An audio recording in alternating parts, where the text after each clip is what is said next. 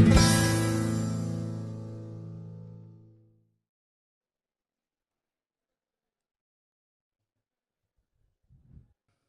Excellencies, dear Ministers, dear Planet Workers, dear friends, on behalf of the entire team of the Planet Workshops, I would like to warmly welcome you to this 9th edition of the Global Conference, which once again is held under the high patronage of Mr. François Hollande, President of the Republic, French Republic. Once again, the Planet Workshops were able to push away the rain and make the sun shine. I wrote this morning, so it's kind of but we will. More seriously, when Eric Bazin and I created the Planet Workshops, the idea was based on values that are very dear to us. They're called human values. Because we strongly believe that humans are capable of wonders if they decide to work together for a common cause. That is why for the past 8 years, we have put our energy and faith together. Together, governments, private and public companies, international organizations, NGOs, civil society, in order to find solutions for the challenge we're facing.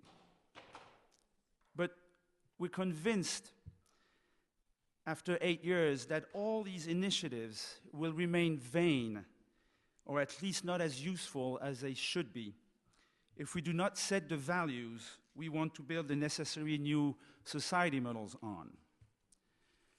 The world has gone crazy in the past centuries. We can change that and turn towards a more reasonable but still exciting path. But what are we willing to accept or not? Are we willing to continue to buy goods that are produced by slaves? Are we willing to let people die so we can enjoy our favorite sports on television?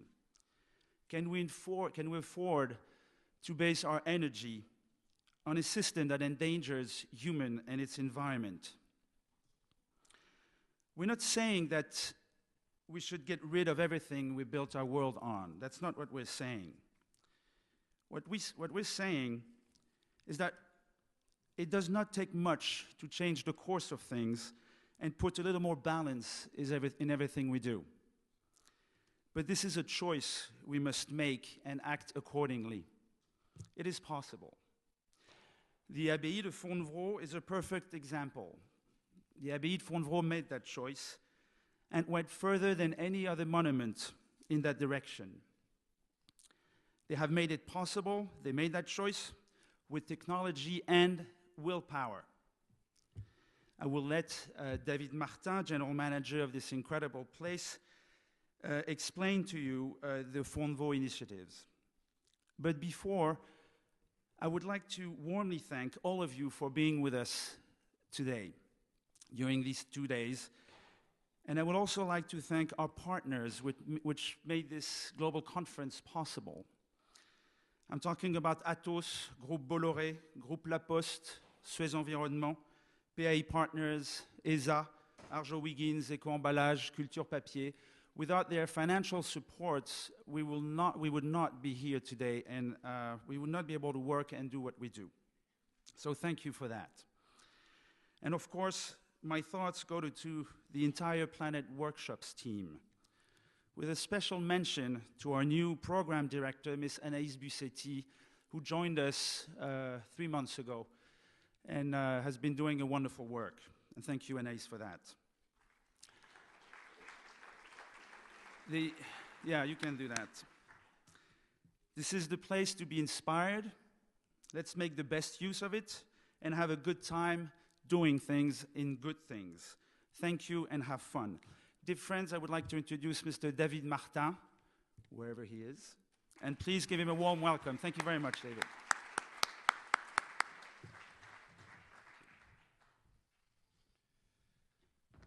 Bonjour à toutes et à tous, bienvenue. Je vais faire, contrairement à Georges, mon propos en français, because my English is very, very bad. Merci tout d'abord à Georges et Eric de nous avoir fait confiance, et à toute l'équipe des Ateliers de la Terre, et d'avoir choisi Fontevraud pour cette Global Conférence. Alors quelques mots très rapides sur Fontevraud, plus de 9 siècles d'histoire, donc je vais essayer de tenir en 3 minutes, donc forcément quelques raccourcis. Fontevraud, une abbaye, plus exactement d'ailleurs une cité monastique, puisqu'elle regroupe 4 monastères, et c'est la plus grande cité monastique d'Europe, qui, c'est une particularité, regroupait des hommes et des femmes, ce qui ne s'est jamais reproduit dans l'histoire, et qui était dirigée par une femme, 36 abbesses qui se sont succédées à la direction de Fontevraud, et là aussi une spécificité, une originalité, certains disent un aspect visionnaire, déjà il y a plus de 9 siècles. C'est une cité immense, plus de 14 hectares, 4 hectares de toiture, et je pourrais énoncer des quantités de chiffres comme ça, plusieurs centaines de milliers de mètres carrés chaunes. Mais l'abbaye de Fontevraud, c'est aussi, on l'a souvent oublié, un ordre, l'ordre fontevriste, dont l'abbaye de Fontevraud était le siège social en quelque sorte, et qui regroupait plusieurs prieurés, monastères, plusieurs centaines, qui allaient du sud du Portugal au nord de l'Écosse, jusqu'en Hongrie, et qui faisait de Fontevraud l'ordre le plus puissant à jusqu'à la Révolution française à peu près, ordre qui a disparu à la Révolution française en même temps que l'abbaye, avec la Révolution, puisque comme c'était un ordre très très centralisé, en dispersant la communauté qui était basée à Fontevraud, l'ordre s'est écroulé en même temps que l'abbaye de Fontevraud, la dispersion de sa communauté religieuse. Ça nous donne aussi un certain nombre d'éclairages sur les débats actuels, y compris sur l'organisation des territoires. Fontevraud, donc, après la Révolution française, devient une prison, plus exactement une cité carcérale, qui accueillera plusieurs milliers de prisonniers, jusqu'à 2500 à peu près. Et dès les années 1820-1830, Fontevraud, et jusqu'à la fin de sa période carcérale, subira des problématiques de surpopulation carcérale. Là aussi, on voit que c'est un sujet qui n'est pas récent. Donc une cité carcérale dont les derniers prisonniers ont quitté Fontevraud en 1985. Donc vous voyez, à l'échelle de l'histoire, il y a quelques secondes. À l'issue et à la fin de cette période carcérale, Fontevraud est devenu ce qu'il est commun d'appeler un monument historique. Notre projet et notre ambition, c'est de lui ouvrir une nouvelle période, une nouvelle page historique, en faisant de Fontevraud non pas un monument historique, mais en faisant une cité contemporaine, une cité donc qui valorise et s'inspire de son passé, une cité qui vit au présent avec les enjeux de son époque, et une cité qui bâtit et invente son avenir pour elle-même et pour son territoire. C'est pour nous la différence entre le patrimoine et l'histoire. Le patrimoine, c'est du passé, l'histoire, c'est du passé, du présent et aussi du futur. Une cité contemporaine, je le disais, donc, qui a une ambition, celle d'accueillir la plus grande diversité des publics, et comme toute cité, d'accueillir la plus grande diversité d'activités. Donc ce Fontevraud, c'est un lieu où on peut dormir. On a inauguré notre hôtel la semaine dernière. C'est un endroit où on mange, c'est un endroit où on réfléchit, vous en êtes la preuve. C'est un endroit où on se cultive, c'est un endroit où on se divertit, et puis c'est un endroit où on travaille. Une cité contemporaine encore, qui cherche à vivre avec son époque, je le disais, donc à faire face aux défis de son époque, aux enjeux contemporains, comme elle l'a toujours fait à travers les siècles, au lieu de les fuir. Il faut savoir que les monuments historiques font systématiquement en France l'objet de dérogations à la plupart des droits et obligations qui s'appliquent à tous, notamment en matière environnementale, puisque les monuments historiques sont dérogatoires au Grenelle de l'environnement. Nous souhaitons faire le choix inverse et de nous créer plutôt un devoir d'exemplarité. Donc ces défis contemporains, je ne vais pas les énoncer trop longuement, mais ceux auxquels on essaye de réfléchir et d'agir surtout, c'est celui du vivre ensemble, c'est le rapport entre le local et le global, c'est le rapport entre la cité et le monde, c'est donc bien évidemment les grands enjeux de la mondialisation.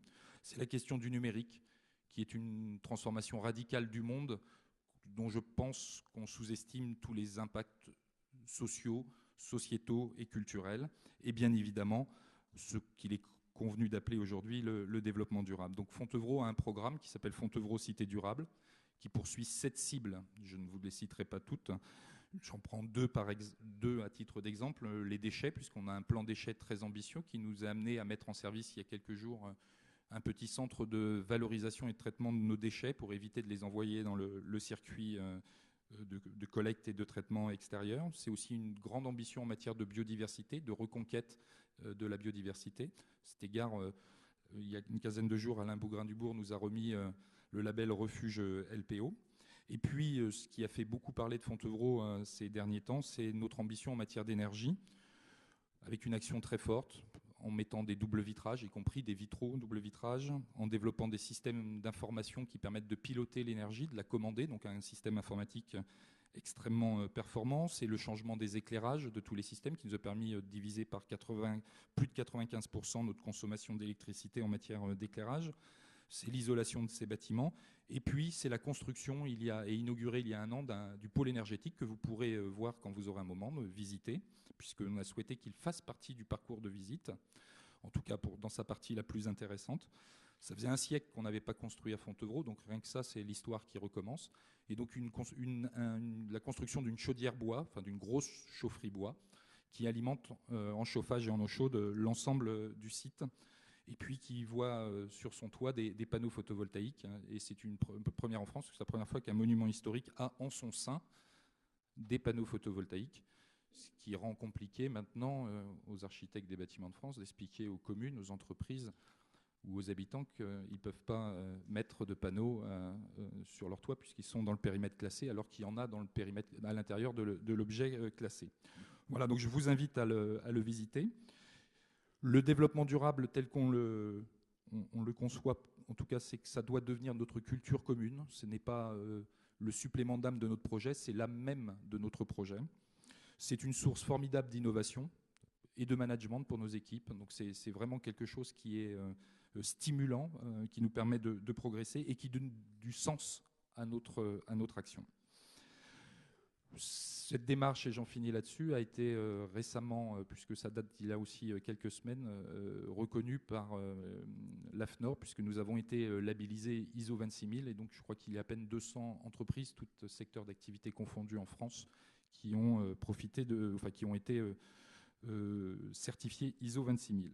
Voilà, je ne vais pas être plus long, j'espère que vous passerez un excellent séjour et surtout d'excellents travaux ici à Fontevraud pour la Global Conférence, en espérant que vous pourrez ressentir ce qui est notre ambition, notre défi quotidien. C'est cette petite phrase du Petit Prince, donc de Saint-Exupéry, qui disait que l'essentiel est invisible pour les yeux. Très bonne conférence à tous, merci. Je suis vraiment ravi d'être parmi vous encore une fois. Au nom du groupe de la Banque mondiale, je suis le chef de la communication de la SFI, la Société financière internationale, la partie secteur privé de la Banque mondiale. La dernière fois, j'étais à Courchevel avec vous, où il neigeait. Maintenant, on a de la pluie, mais ça ne va pas gêner les discussions. Et c'est toujours un forum qui est très relax et très amical. Et on aura le temps de se connaître pendant ces 2 jours-là. J'ai l'honneur d'ouvrir cette conférence avec un panel très divers. Pour ceux qui n'ont pas le programme devant les yeux, parce que j'ai vu que c'est plutôt numérisé au niveau des programmes et peut-être dans les petites BlackBerry, c'est difficile à lire. Nous allons discuter aujourd'hui, pour débuter, quelles valeurs pour fonder un nouveau projet de société. Et on va parler dans 2 langues, la langue diplomatique, le français, and the language of globalization, English. American English, maybe.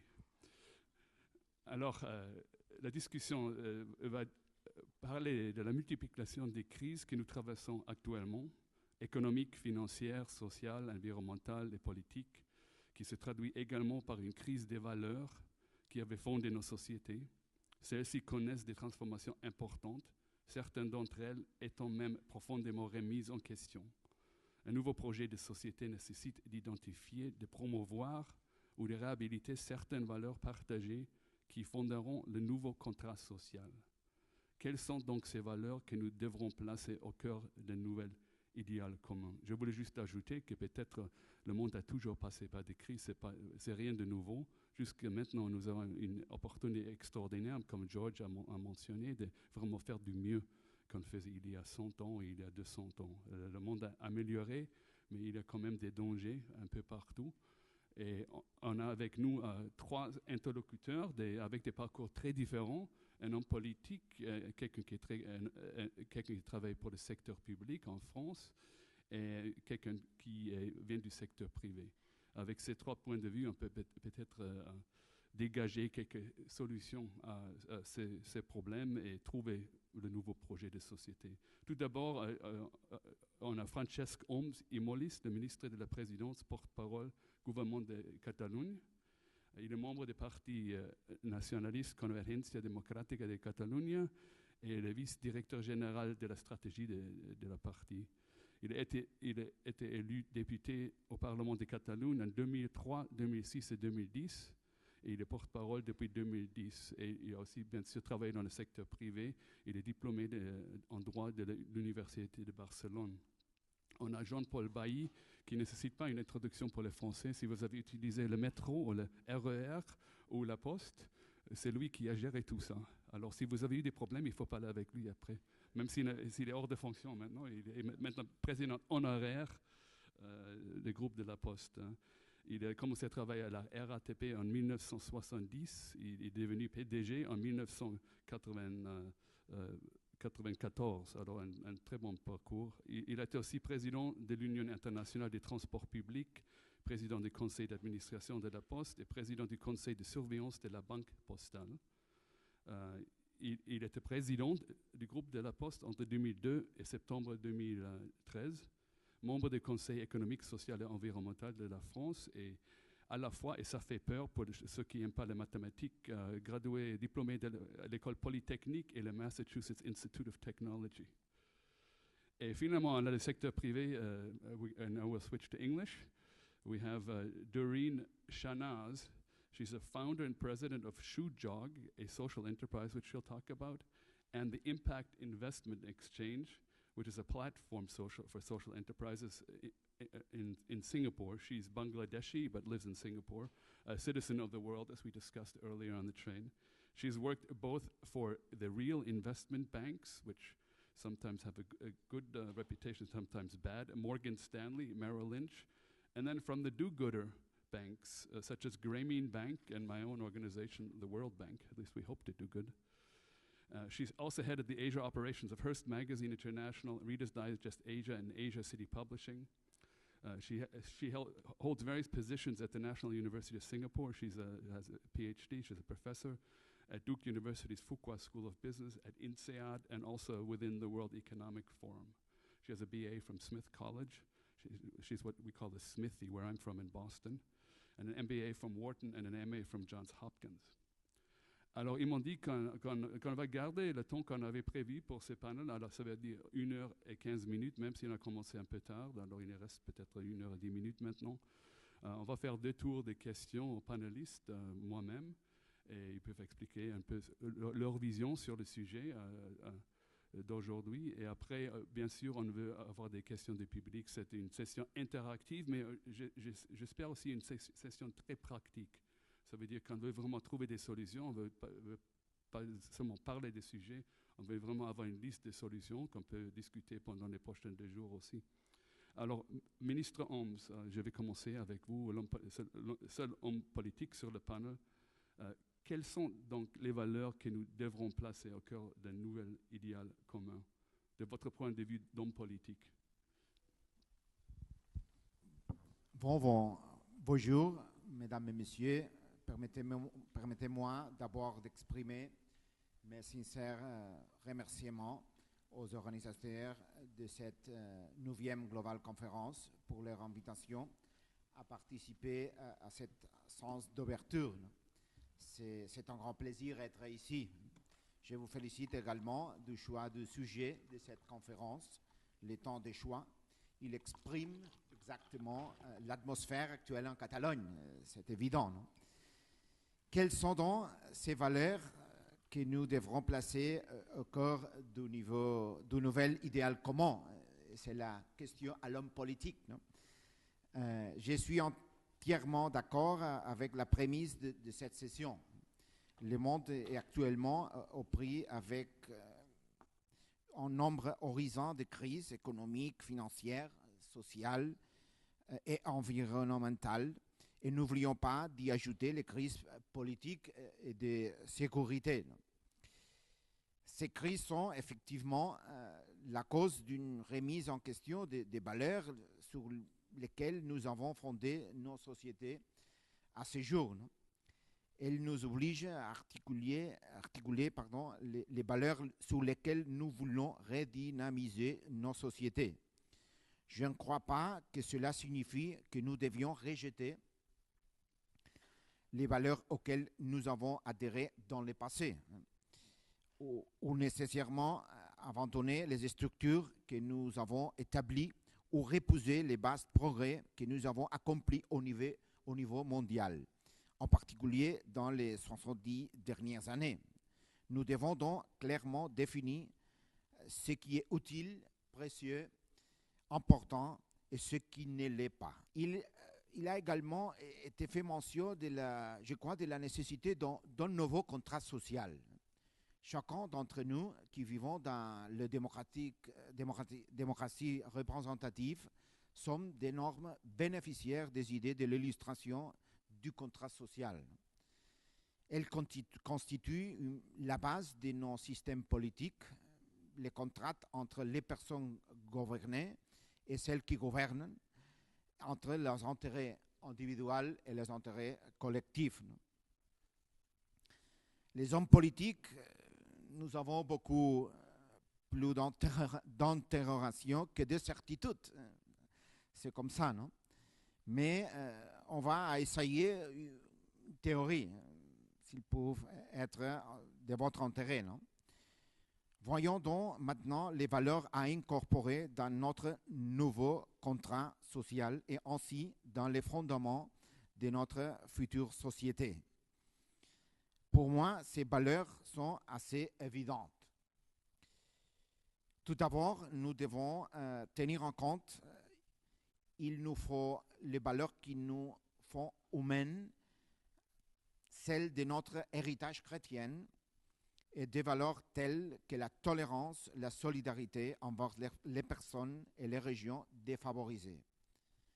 Deuxièmement, nous avons besoin des éléments qui font fonctionner nos sociétés, l'état des droits, un fort sentiment de justice et d'égalité devant la loi menant à des institutions démocratiques, transparentes et inclusives, le respect des droits de la propriété, la liberté individuelle, soulevant entendu de ne pas nuire à autrui et de manifester le respect envers les personnes.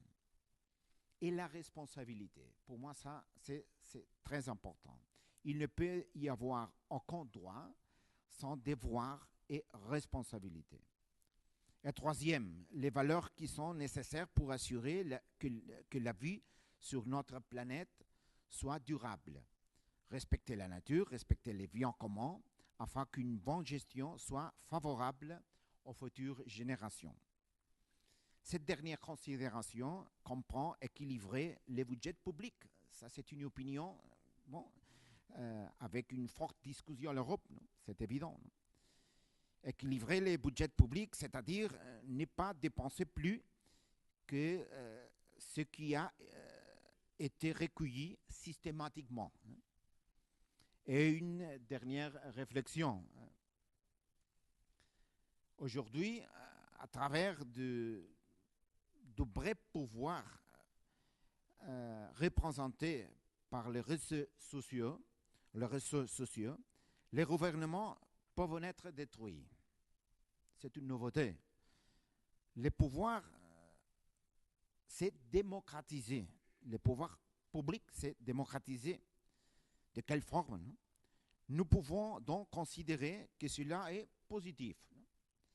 Cependant, à côté de cette conquête, je crois que c'est une véritable conquête, voilà deux points d'interrogation croissants. La première, les réseaux sociaux peuvent-ils construire des gouvernements? Ils peuvent détruire un gouvernement, mais peuvent-ils construire des gouvernements? Seconde, les pouvoirs privés peuvent-ils être attaqués par le réseau? Dans l'histoire de l'humanité, et particulièrement durant l'histoire de l'Europe du XXe siècle, il a été démontré, malheureusement, qu'il est plus facile de détruire que de construire. Produire en consensus pour agir contre est beaucoup plus facile que de produire en consensus pour un projet commun. En plus, actuellement, les pouvoirs privés ne se réfugient plus sous la protection des châteaux ou de l'armée.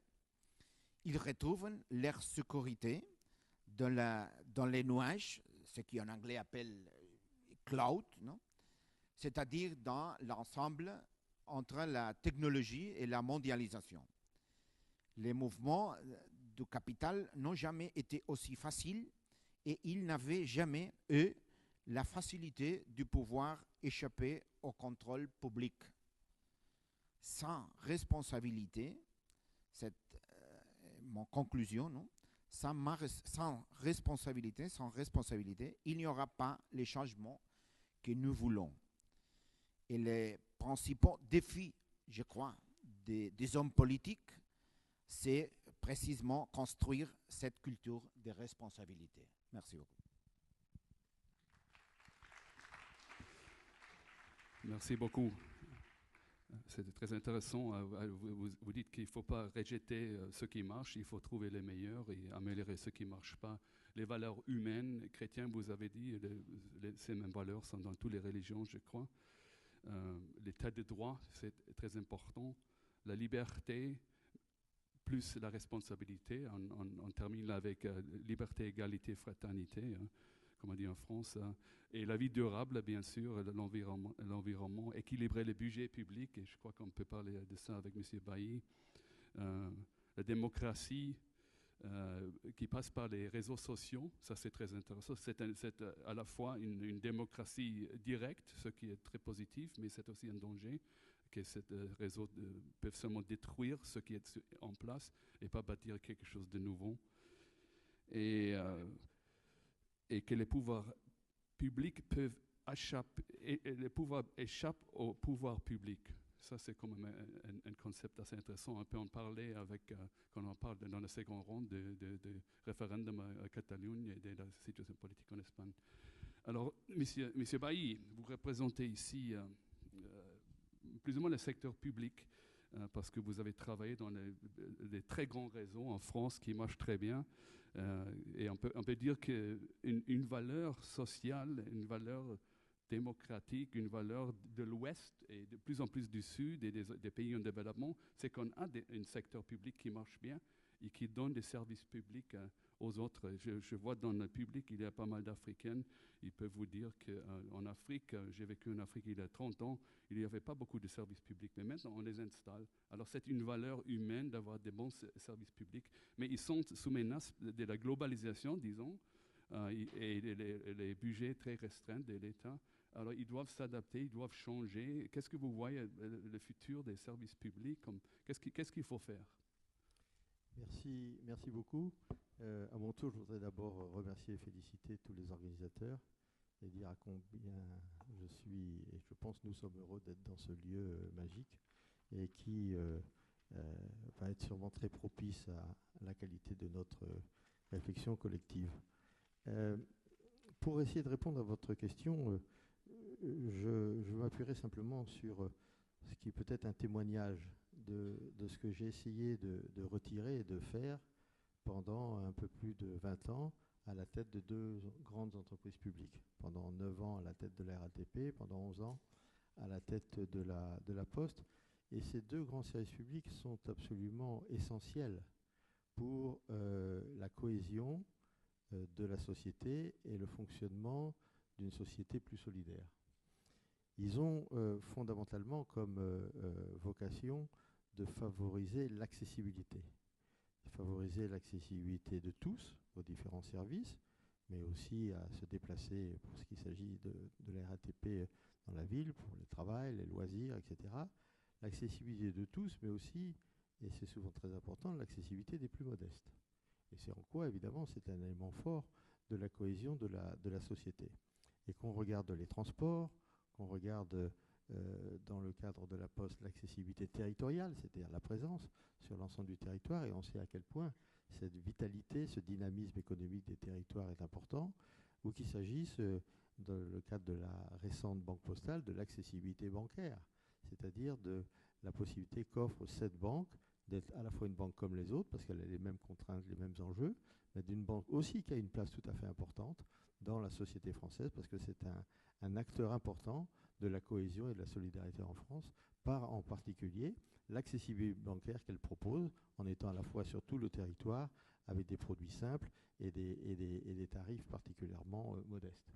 Et donc ces services publics sont essentiels pour le débat que l'on a aujourd'hui, vous l'avez dit. Simplement, ils sont dans un monde qui change. Vous avez parlé de l'évolution de ce monde, et en particulier de l'émergence d'un monde numérique, et je suis tout à fait d'accord avec le premier intervenant. Je crois qu'on n'a pas encore mesuré tous les effets, tous les impacts de ce changement incroyable qui est l'émergence du numérique, dans un monde qui change, où le numérique, la mobilité, les attentes des gens, leur formation, la manière dont ils vivent, la place des villes et des campagnes, l'organisation des échanges et du commerce, la mondialisation, enfin bref, tout ça sont des défis extraordinaires et formidables pour des services publics. Et donc, le vrai sujet, et ce qui a été, au fond, je dirais, ma vie professionnelle, ça a été cette bataille pour l'adaptation permanente des services publics à leur environnement, pour qu'ils demeurent, un mot que j'aime bien, des services contemporains, c'est-à-dire des services complètement en phase avec leur temps. Et donc, l'enjeu est évidemment un enjeu de modernisation, un enjeu de changement et d'adaptation, mais je suis tout à fait d'accord avec vous, Monsieur le Ministre. J'ai toujours d'abord passé beaucoup de temps à expliquer aux gens pourquoi il fallait évoluer, le sens des choses. Et dans le pourquoi il faut évoluer, il y a toujours une double dimension. Il y a la dimension de l'évolution, de l'adaptation, mais il y a la dimension du socle d'un certain nombre de valeurs qui ne changent pas. Il faut savoir, dans une politique de changement, une politique d'adaptation, identifier les éléments fondamentaux qui ne changent pas et dont les gens ont besoin, parce que le changement, c'est aussi quelque chose qui fait perdre les repères. Donc les gens ont besoin d'un certain nombre de repères, mais en même temps, il faut qu'ils soient convaincus de la dynamique et de la nécessité absolue de ce changement. Moi, j'aime beaucoup la phrase de Edgar Morin qui dit « Tout ce qui ne se régénère pas dégénère ». Et d'ailleurs, Edgar Morin l'a mis à la mode, mais en réalité, on trouve déjà cette idée-là bien avant Jésus-Christ chez les penseurs chinois. Donc, cette idée que le changement est quelque chose qui est au cœur de notre société, et que finalement, tous nos défis, c'est savoir comment conduire ces changements, c'est ce que j'ai essayé personnellement de faire pendant ces quelques années où j'ai dirigé ces deux entreprises. Et donc, 3-4 points sur la conduite de ce changement qui renvoient, à mon avis, à un certain nombre de valeurs. Moi, je ne vais pas parler de valeurs au sens habituel, des valeurs morales, etc., mais je vais parler d'un certain nombre de valeurs ou de fondamentaux qui me paraissent essentiels à respecter pour conduire l'évolution de notre monde et l'évolution et le changement de nos sociétés. Le premier que j'ai toujours mis en exergue, c'est de passer beaucoup de temps sur le sens des choses. Le sens des choses, c'est-à-dire être capable d'avoir un projet, une vision, une ambition, être capable de dire aux gens qui on est, et là-dedans il y a un certain nombre de valeurs, où on va, pourquoi on y va, comment on va y aller, et eux-mêmes, dans cette évolution-là, quel est leur enjeu, quelle est leur contribution attendue, mais aussi quelles sont les conséquences pour eux.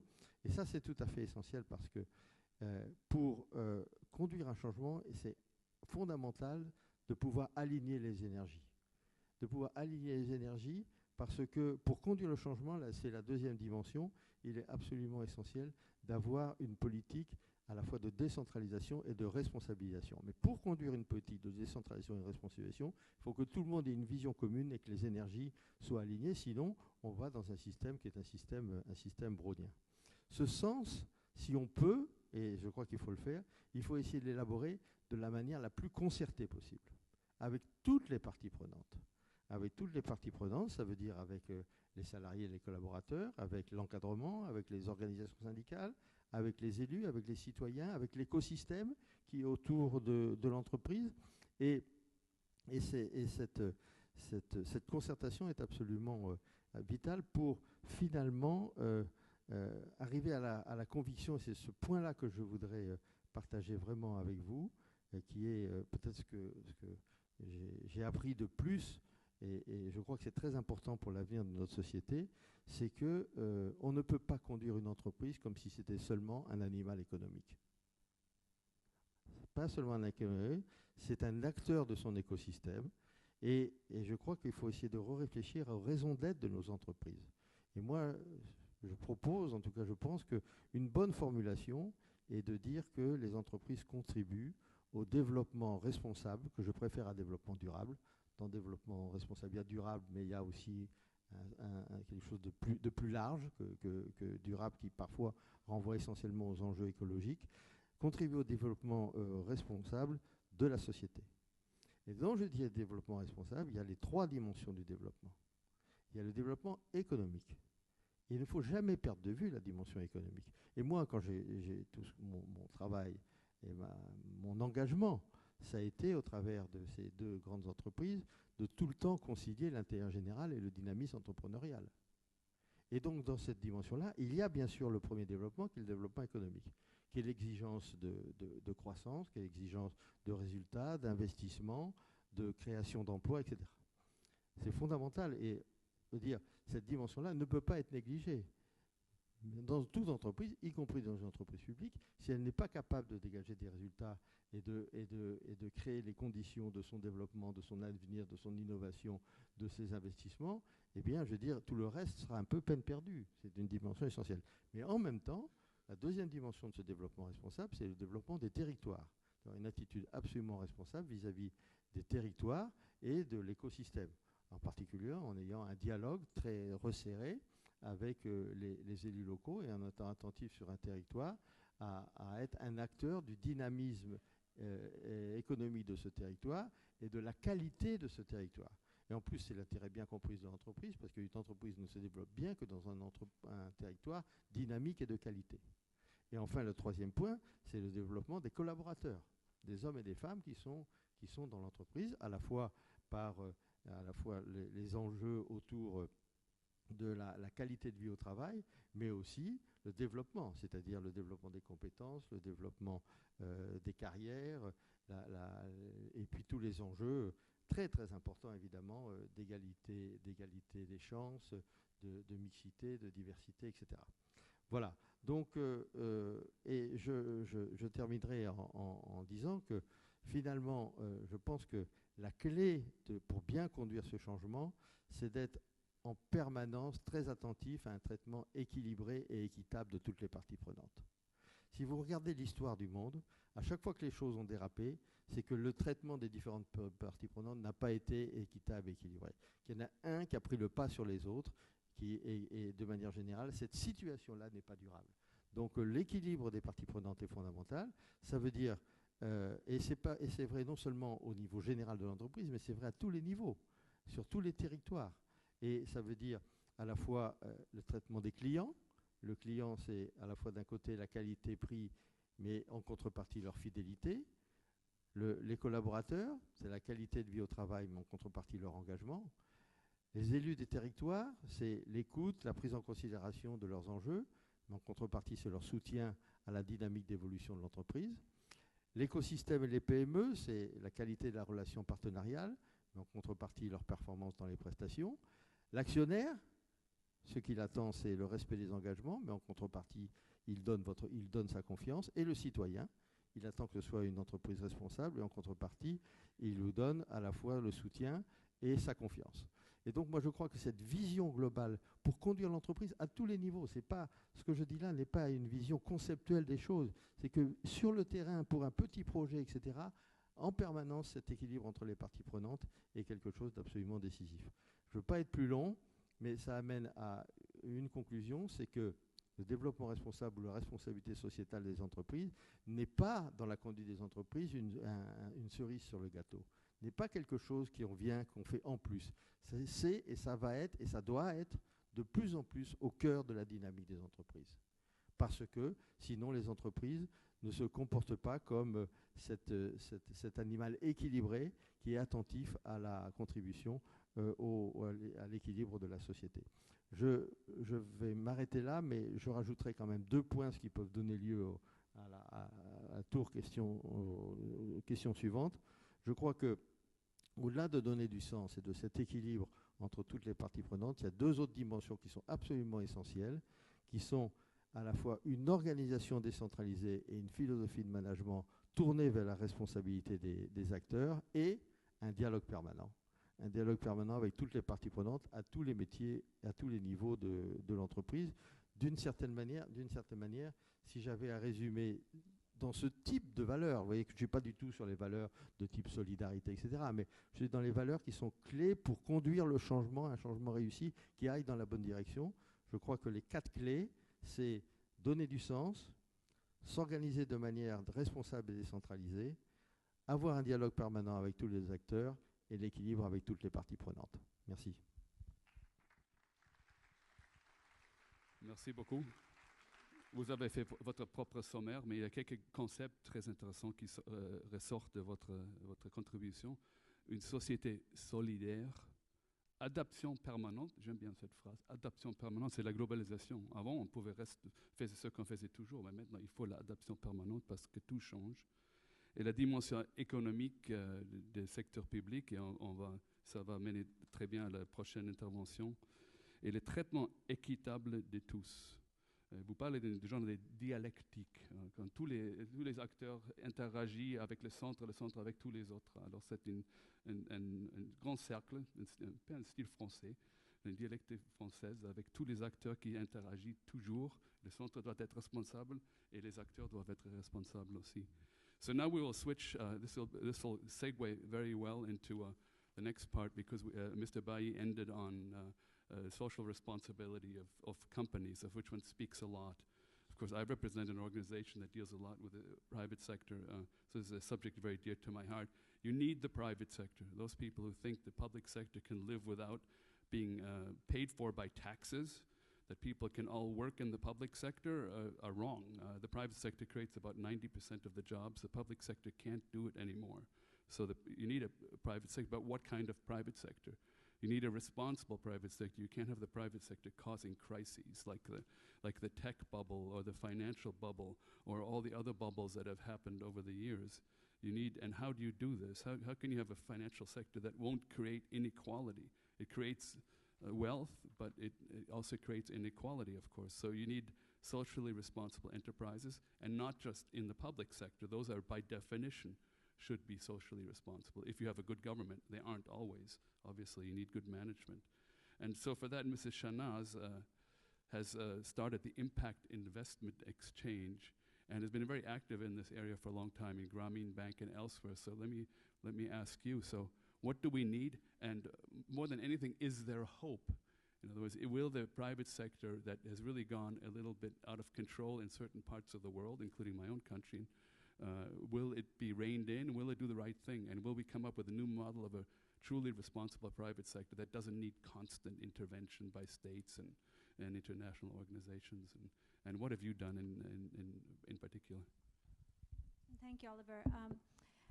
Before I start, I want to thank the organizers of Planet Workshop. This is an incredible gathering, and I think the topics, as my colleagues have mentioned here, are very relevant and very pertinent of what all the things we're facing today. And I think this is a beautiful place to hold this because the values of this Abbey is something that obviously stays to its core, and it was very inspiring to hear how the organization has moved on and is really now sustaining, itself in a very modern society. So it's a wonderful example. Before I start on with my thoughts in terms of what's the private sector responsibility, I want to sort of step back and give some context of myself and what I represent and what that really means in terms of all of you here today.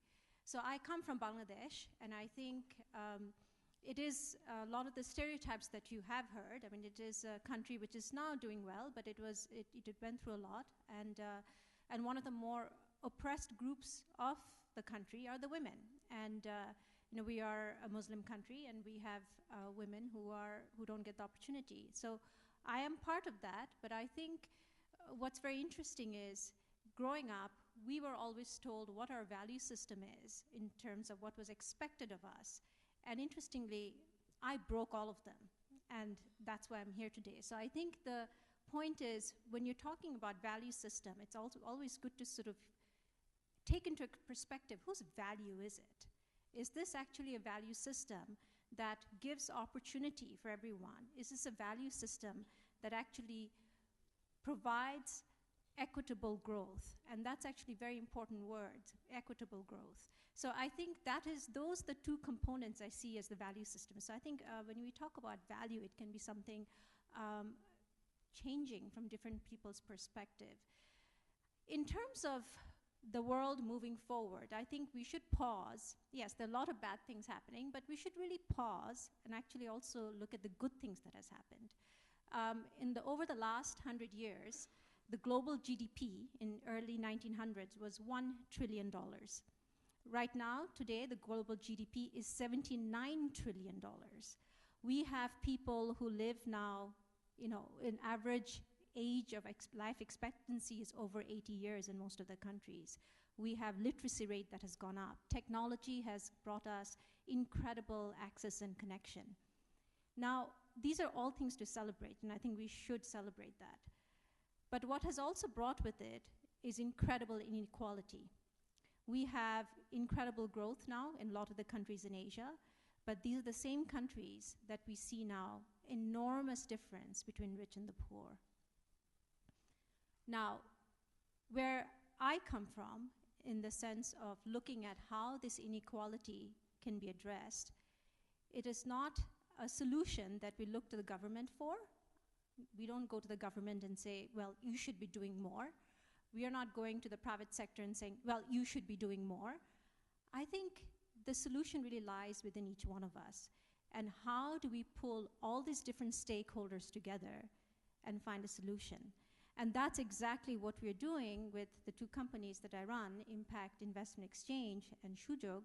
These are two companies which have now become leader in the last 5 years in what we call the social capital market. So it's really taking finance, taking capital markets, and marrying it with doing social good.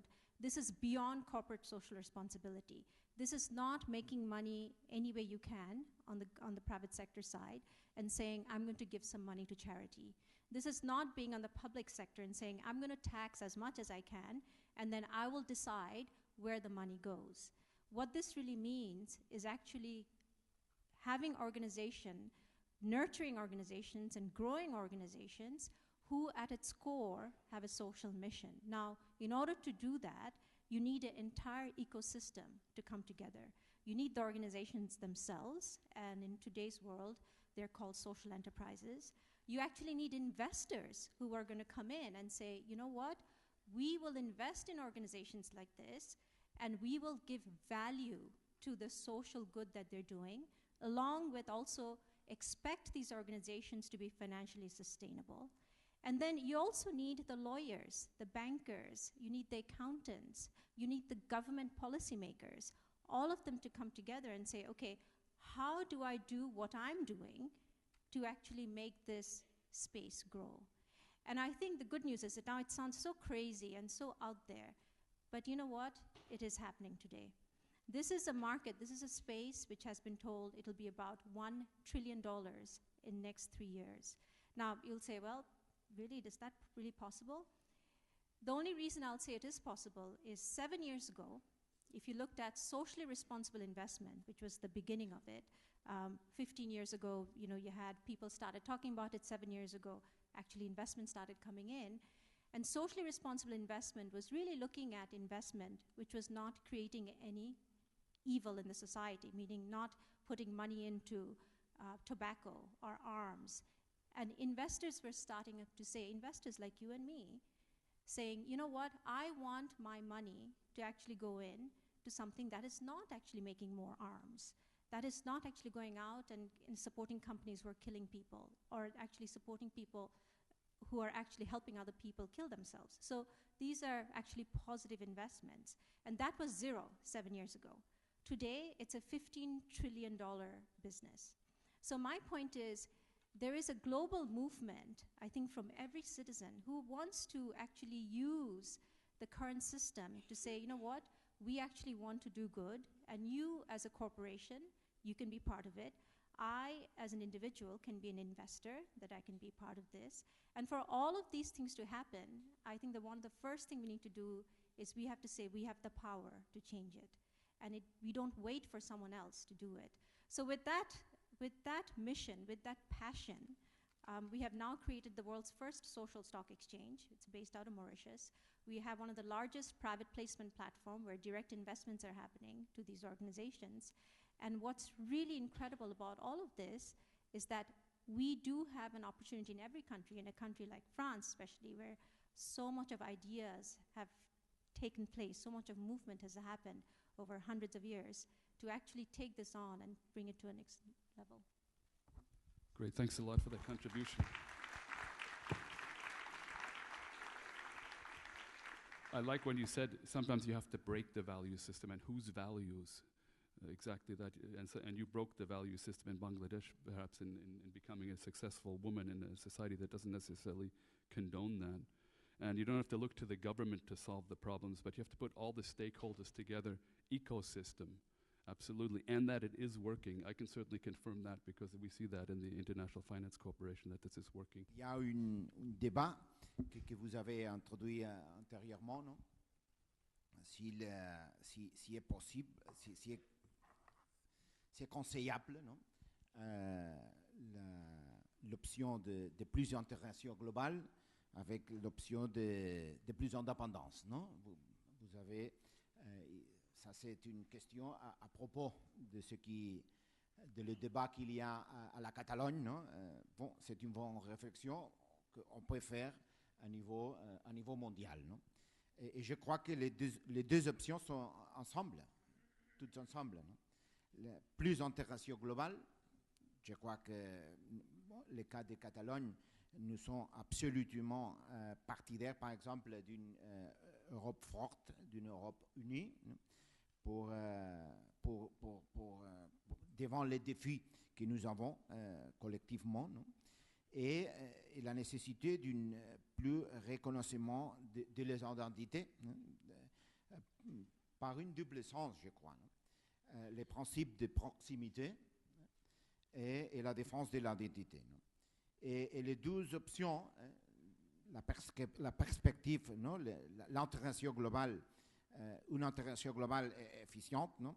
Et un reconnaissement de les identités, les deux options conduisent à une société, je crois, peut-être plus responsable et plus libre. Parce que la question, pour nous, c'est la suivante, non? C'est possible d'obliger à vivre ensemble ce qui n'est pas à l'aise. C'est possible.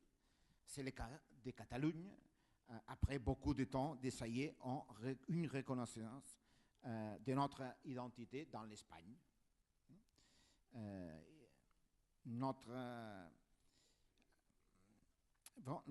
Notre mouvement répond aux principes que je crois sont les principes qu'on peut partager à cette session, non? De la liberté, de la responsabilité, il est constant, non? Les principes de responsabilité et évidemment de la démocratie, non? C'est ça, s'il est bon. Merci. Un peu sur le régionalisme dans la mondialisation, c'est quand même important.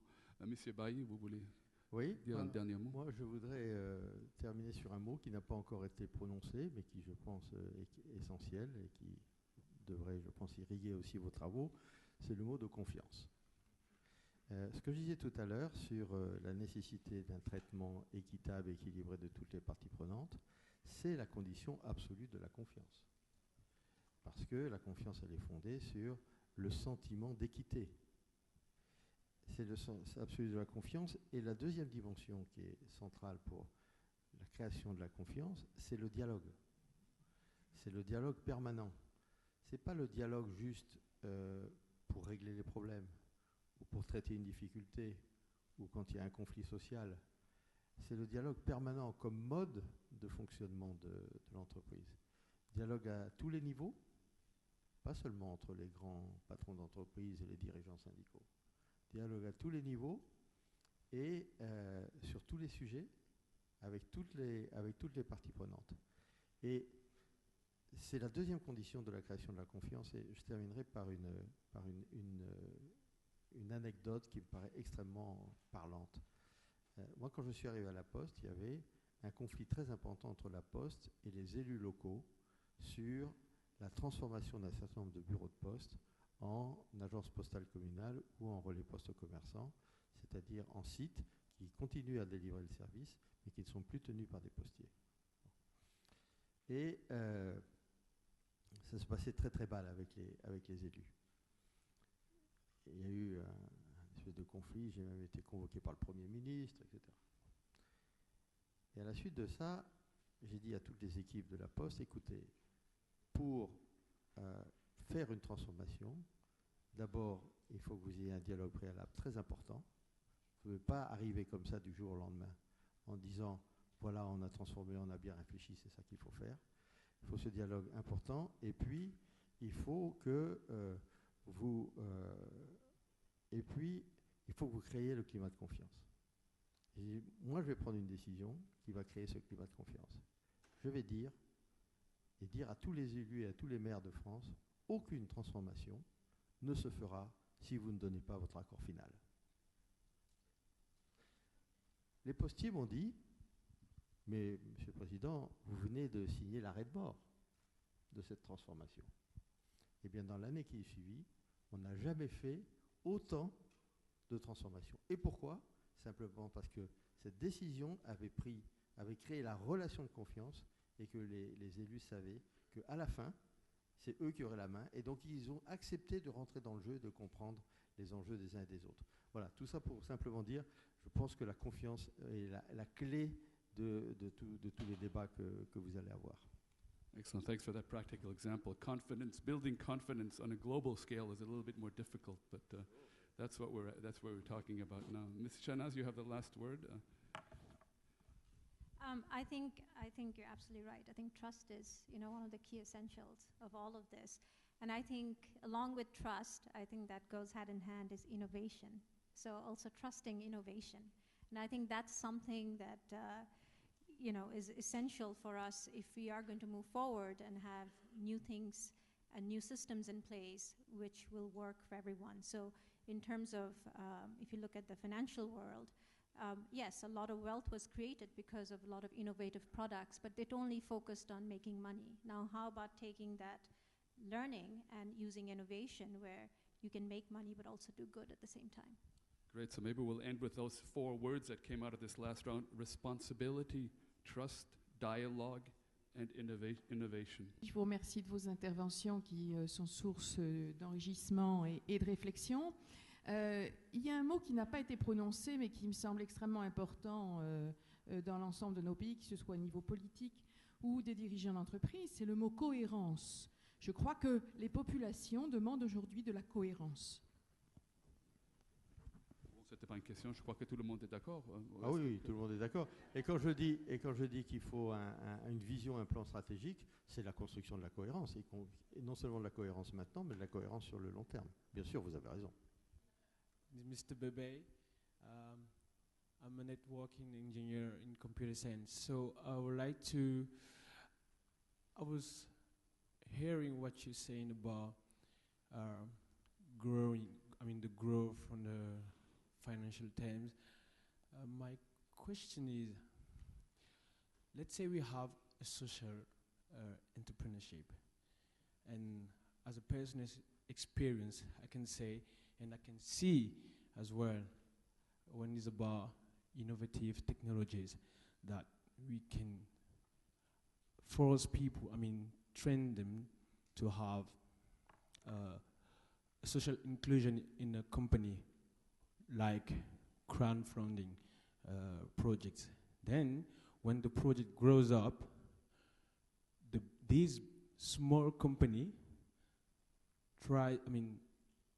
tends to sell this social project to a very big one, and then this kind of project doesn't belong anymore to the social people, I mean to whole people.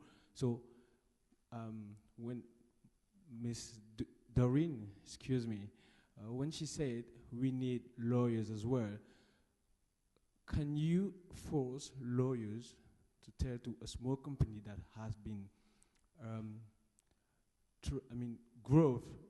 which grew up with social inclusion, to stop selling a small company which belongs at the beginning to small people to a big one? How can you do it? Should I? Okay.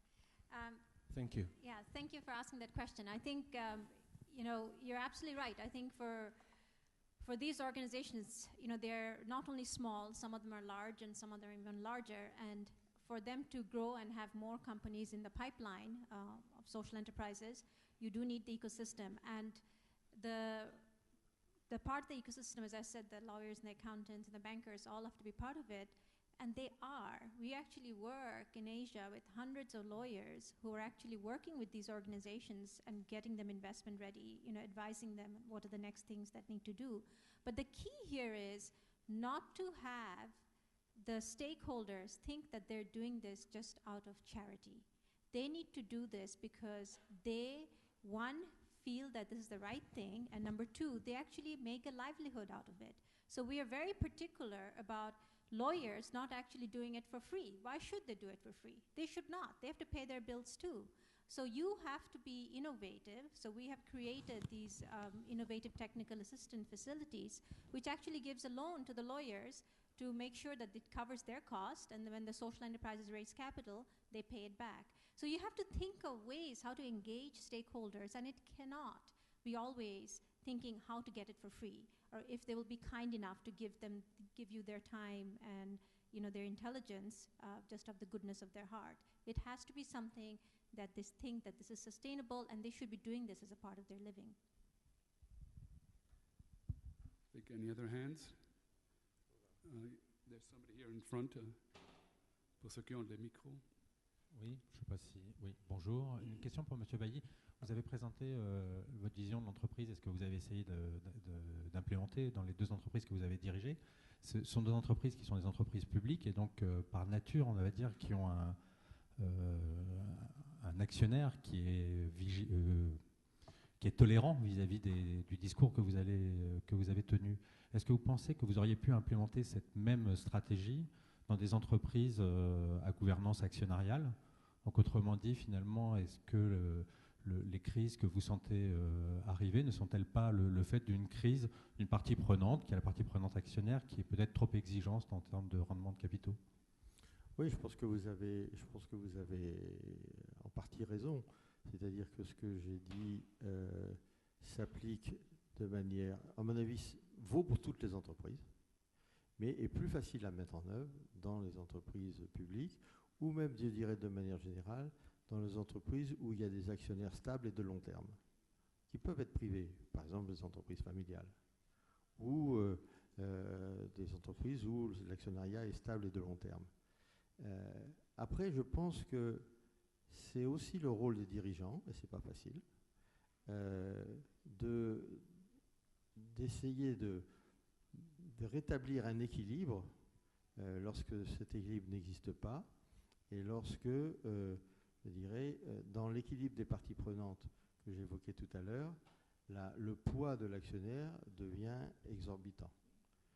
C'est pas facile, mais si vous regardez bien, vous avez beaucoup d'entreprises qui finalement ont mieux réussi que d'autres en essayant de surmonter ces visions ou ces exigences court terme d'un certain nombre d'actionnaires et qui ont eu le courage d'expliquer le sens du projet et dans lequel il pouvait avoir une dimension qui ne se résume pas à la satisfaction unique de l'actionnaire.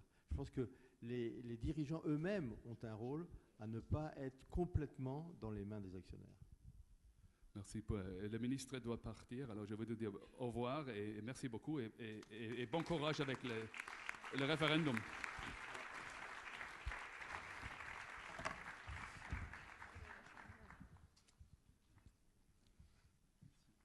Je crois qu'on a encore 10 minutes pour des questions pour ceux qui restent. I come from Nairobi, Kenya, and I run a technology hub for entrepreneurs. While you did say that you need to be innovative and creative, what I think is just a sample around this room, I'd like to see more youth in this forum, because the youth have a huge role to play in actually making you come up with creative solutions. So one question is, are we talking to the youth? My second question is, yes, social media can help create governments if you talk to the youth, because if you look at the demographics of people using social media, they are youth aged between 18 to 35. Third is, how can professionals connect with social entrepreneurs for the first 3 months, offering the service free and then eventually coming up with some kind of package? I think a lot of countries in the emerging markets are facing these challenges, and I think if we work together, partnerships, both young and old, I think we can become very innovative and creative. Thank you very much. Thank you for that. Absolutely, the youth and business incubators. Okay, there was one other question. Somebody stood up. Maybe you want to give it another. Oui, je suis Étienne Giros, le président délégué du Conseil français des investisseurs en Afrique, le CIAD. Vous avez mis en avant la nécessité pour gérer le changement de s'appuyer sur des valeurs, sur le dialogue, sur la confiance, toutes valeurs que nous partageons et que je crois que toutes les entreprises partagent. Néanmoins, je pense que ces valeurs se heurtent à des difficultés assez réelles et concrètes qui s'appellent la vision à court terme, la recherche du profit à court terme et quelquefois même la cupidité. Il n'y a qu'à voir ce qui s'est passé ces derniers temps dans le monde pour voir que si on veut éviter les vœux pieux, il faut quand même prendre en compte ces risques et ces dangers ou ces obstacles. Et il me semble que pour lutter contre ces obstacles, l'État peut le faire et les régulateurs peuvent le faire en fixant les règles du jeu. Et donc, pensez-vous que l'État doit appliquer évidemment lui-même ses valeurs, ou les régulateurs doivent appliquer eux-mêmes les valeurs, de manière à les favoriser au sein de l'entreprise, afin que la cupidité ou le profit à court terme ne l'emporte pas. Donc le rôle de l'État vis-à-vis de l'application de ces valeurs.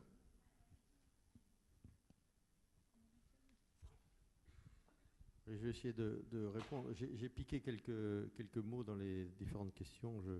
Je vais essayer d'y répondre. J'ai entendu l'idée de service gratuit. Moi, je suis tout à fait d'accord avec vous pour dire qu'il faut être très attentif à la gratuité des choses. Hein, parce que de toute façon, c'est gratuit, mais il y a un coût. Hein. Donc, un bien ou un service qui est totalement gratuit, souvent n'est pas valorisé et ne crée pas les conditions de son amélioration et de son développement. Donc, je crois qu'il faut être très attentif à ça. Deuxièmement, sur ce que vous disiez sur l'absence de vision long terme, donc les visions court terme, la cupidité, le profit à court terme, et le rôle de l'État, oui, ça me paraît évident que l'État doit avoir un caractère exemplaire dans ce domaine-là, et qu'il faut être très attentif, mais je pense que les entreprises elles-mêmes ne doivent pas tout attendre de l'État. C'est-à-dire, vous parliez de la cupidité, s'il y a des règles ou des régulateurs, elles se développent surtout contre ces règles ou en violant ces règles. Donc, je pense que, en tout cas, moi, je ne me sens pas particulièrement légitime pour donner un avis sur ce que doit être vraiment le rôle de l'État. En revanche, je pense que sur les entreprises, et moi c'est ce que j'ai essayé de faire, par exemple vous parliez du profit, de maximiser le profit à court terme. Je pense que, quelle que soit l'entreprise, c'est un mauvais critère. Hein. Et moi j'ai toujours essayé de dire, d'abord et avant tout, le critère numéro 1, c'est la bonne santé économique. La bonne santé économique, ce n'est pas synonyme de la performance à court terme. D'ailleurs, vous n'avez qu'à prendre des parallèles avec le monde sportif. Vous voyez bien que la performance à court terme peut très bien être antinomique de la bonne santé qui génère la performance sur la durée. Bon. Donc, je pense qu'il faut que ça fait partie de la responsabilité des entreprises que de ne pas rentrer dans le jeu, de maximiser à court terme, mais justement d'avoir une vision équilibrée et équitable de l'ensemble des parties prenantes et de se donner comme objectif c'est la bonne santé économique, c'est-à-dire fondamentalement le fait, comme dans un ménage, qu'il y ait au moins autant d'argent dans la caisse au début de l'année qu'à la fin de l'année, une fois que l'entreprise a fait tout ce qu'elle devait faire, c'est-à-dire payer ses salariés, payer ses clients, faire ses investissements, payer ses taxes. Alors, en termes de business, ça s'appelle le cash, mais la réalité, c'est qu'une entreprise, à minima, doit être gérée comme une famille, comme un ménage, et qu'il y ait au moins autant d'argent dans la caisse à la fin de l'année qu'au début de l'année. Et voilà. I might add something to that myself, since I do represent the World Bank Group here. You need the institutions, certainly, and for that the public sector is key, and supporting the public sector in developing countries, because this is where many of our biggest chances come now, is in developing countries. We have to save what the model we have in the north, but we have to institute a functioning model in the south. So you need to finance the public institutions, make them strong, so that they have the laws on the books to protect the citizens and to make it easier for investors to work there. But the laws also have to be applied, of course. And then you need the standards that companies should use. And International Finance Corporation, for example, we have 8 standards that companies have to follow before they get loans. There's also something called the Equator Principles, which are voluntary standards for about 80 of the world's largest banks on what kind of companies they will lend to. There are things called the UN Global Compact. This is thousands of companies who subscribe voluntarily to certain standards, and the UN Principles of Responsible Investment. So there's a lot of things out there that are trying to make companies more responsible, and thank God for that, because we need that. My name is Kola Masha. I run an impact investing firm in Lagos, Nigeria. And my question is around the challenges of raising social capital. Specifically, we've launched Nigeria's first social impact bond. We've raised about $1.5 million to finance smallholder farmers through a bond called a Raise Out of Poverty bond. And I would like to get your perspective on, as we look to try to scale this to raise, tens of millions, eventually hundreds of millions of dollars to meet this need, what are some of the challenges that you've seen organizations like us face, and how have they overcome them? It's wonderful to see the work that you're doing, so congratulations on that. What we are seeing is in Asia, and I hope that this is something that we can start bringing to Africa as well. For us, we're actually seeing now on the private placement, we're actually seeing a lot more investments coming in from high net worth individuals, and these are individuals who have net value of over $10 million or so. So high net worth individuals, family offices, and ultra high net worth, which we have a lot of in Asia now. I believe Asia has now 3.3 million millionaires. So there is a lot of wealth now in Asia. So one of the things that we are seeing is this wealth is slowly coming into the impact investing space. So for us, we have, on our private placement alone, we have done over $10 million worth of deals just in last 12 months. And I think it is because the investors are coming in and they're saying, we want to support an organization which is bringing clean water to the poor, which is actually bringing electricity to the off-grid area, which is electricity based on not on diesel but on biofuel. We want to bring education, good schools. So we do see all these basic needs that are being filled by these social enterprises, and investors are coming in for it. So we do see this as a trend. Now for this, I have to say still the limit probably per investment is about, say, $3 million or so. For this to really break the ceiling, you really need a stock exchange. And so for us, that's why we're excited with the stock exchange we have in Mauritius, and where we are now in the process of putting in the first bonds. So it'll be very exciting if you want to list your bonds on it, where you can really open it up to retail. Because the reality is, for this space to really grow, you need people like you and me to be able to invest. This is beyond crowdfunding. Crowdfunding is a donation. This is actually an investment. So you can actually invest into organizations directly, be it through a bond, be it through actually a share. And you can only do that, just as Olivier was saying, that you need it through institutions. You need to have the proper infrastructure, the platform. And now that we have it, I really think sky's the limit. I think we'll have millions of dollars coming in. Let me add another ray of hope to that discussion. We have something called the Asset Management Company, which has 6 funds, each worth about $1 billion, that invest in socially responsible things in the developing world in various sectors, be it banking, be it catalyst funds for green industries. And these are funded by pension funds and sovereign wealth funds. And these are some of the richest people in the world. They have more money than you can imagine. And and they're looking for good investments. Pension funds want to be able to show their pensioners that they're investing in something that's socially worthwhile. And there's lots of money out there for that, and it's really starting to take off. I'd say this asset management funds have grown, have quadrupled in size in about 4 or 5 years. And there's also green bonds and so forth that are being issued now. And I'm getting a sign here right in front of me that says stop. So we'll end on that very optimistic note, I hope, and I wish you a very good lunch and a good discussion for the rest of this wonderful 2 days. Thank you very much for your patience and attention.